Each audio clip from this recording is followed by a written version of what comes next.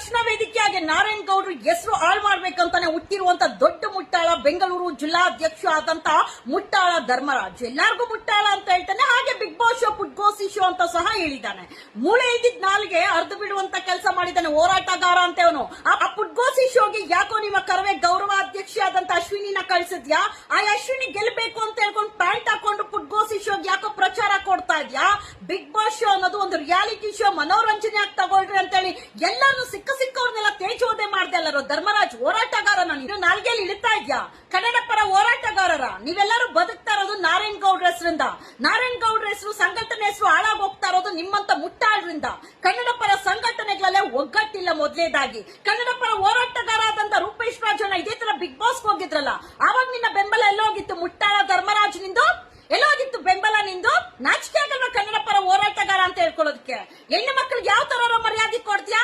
ಎಲ್ಲಾರನ್ನು ಹೋಗಿ ಬಾರೆ ಅನ್ಕೊಂಡು ಏಕವಚನದಲ್ಲಿ ಮಾತಾಡುವಂತ ಮುಟ್ಟಾಳ ನೀನು ಹೋರಾಟಗಾರನ ನೀನು. ನಾಚಿಕೆ ಆಗಲ್ವಾ ನಿನಗೆ?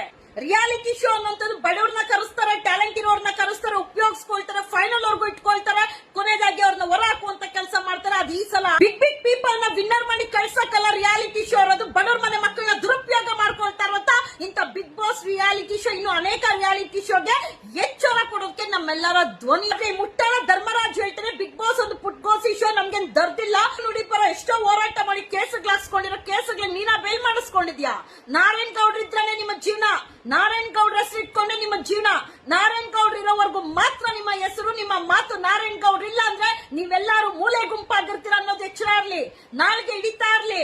ಕಲ್ಲೊಡಿದ್ರೆ ಬಿಟ್ಟು ಬಿಡ್ತೀರಾ ಮುಟ್ಟಾಳ್ರನ್ನ ಅನ್ನೋಂತ ಏನೋ ಮಾಡ್ಕೊಳ್ತೀಯ ನೀನು.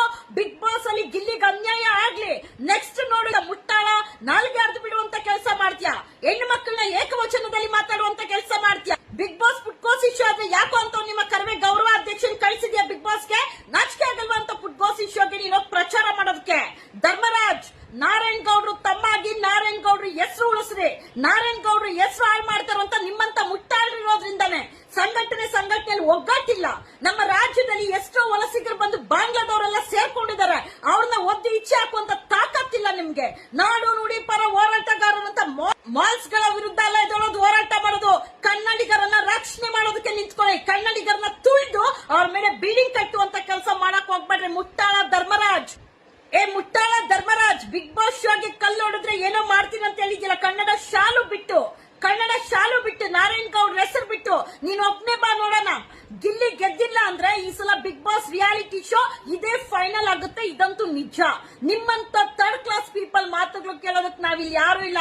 ನಾವು ಕನ್ನಡಿಗರೇ, ನಾವು ಕರ್ನಾಟಕದವ್ರೆ, ನಾವು ನಾಡು ನುಡಿ ಭಾಷೆ ಅಂತ ಬಂದ್ರೆ ಯಾರಾದ್ರೂ ನಮ್ಮ ನಾಡಿನ ವಿರುದ್ಧ, ನಮ್ಮ ಭಾಷೆ ವಿರುದ್ಧ ಮಾತಾಡಿದ್ರೆ ಧ್ವನಿ ಎತ್ತುವಂತ ತಾಕತ್ ನಮಗೂ ಇದೆ. ಕನ್ನಡ ಶಾಲು ಹಾಕ್ದಿರಾ, ಒಂದು ಸಂಘಟನೆ ಹೆಸರು ಇಟ್ಕೊಳ್ದಿರಾ, ಧ್ವನಿ ಎತ್ತುವಂತ ತಾಕತ್ ನಮಗೂ ಇದೆ. ಮುಟ್ಟಾಳ ಧರ್ಮರಾಜ್, ಎಚ್ಚರವಾಗಿರು.